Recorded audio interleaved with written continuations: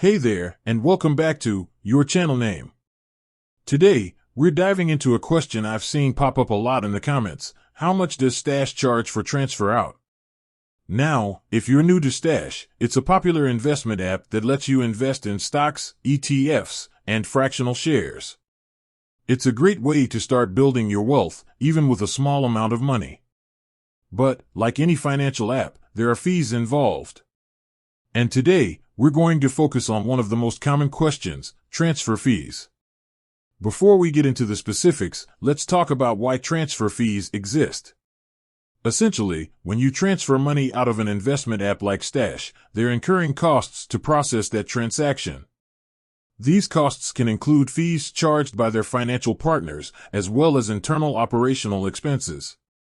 So, it's important to understand that transfer fees are not just a way for the app to make extra money. They're a necessary part of the business to keep things running smoothly. The main event, Stash's transfer out fees. Now, let's get to the heart of the matter. How much does Stash charge for transfer out? The good news is that Stash doesn't charge a direct fee for transferring money out of your account. That's right, there's no hidden fee or surprise charge when you decide to withdraw your funds. However, it's important to note that there might be indirect costs involved. For example, if you're transferring your funds to a bank account, your bank might charge a fee for receiving the transfer.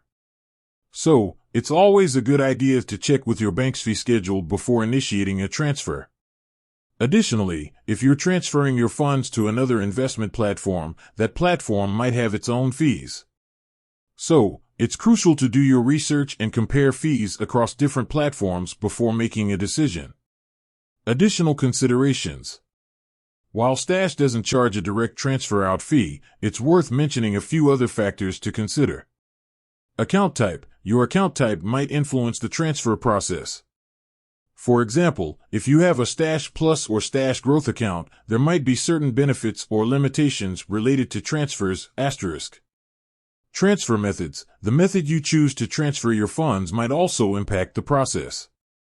For instance, transferring to a bank account might be different from transferring to another investment platform, *. Transfer limits. Stash might have limits on how much you can transfer out at once.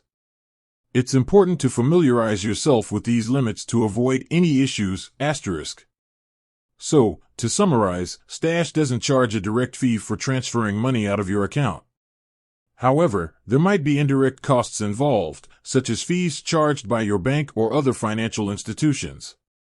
It's always a good idea to do your research and compare fees across different platforms before making a decision. And remember, if you have any specific questions or concerns, Stash's customer support team is there to assist you. With that said, thanks for watching, and until next time.